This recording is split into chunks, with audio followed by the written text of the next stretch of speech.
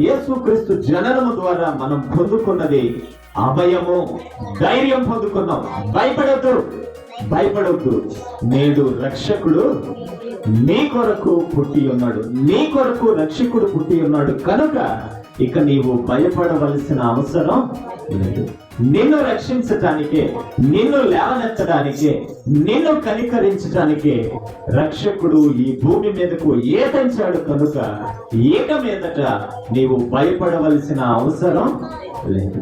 మనం ఆలోచన చేస్తే గొల్లల దగ్గరకు ఆ దూత వచ్చినప్పుడు కూడా వారితో అన్న మాట, భయపడకుడి, మీరు భయపడవలసిన అవసరం లేదు. రక్షకుడు మీ కొరకు పుట్టి ఉన్నాడు, రక్షకుడు నీ కొరకు పుట్టి ఉన్నాడు, నిన్ను రక్షించటానికి రక్షకుడు పుట్టి ఉన్నాడు కనుక ఇక నీవు భయపడవలసిన అవసరం లేదు. ఈరోజు పరిశుద్ధాత్మ దేవుడు మనకు తెలియపరుస్తున్న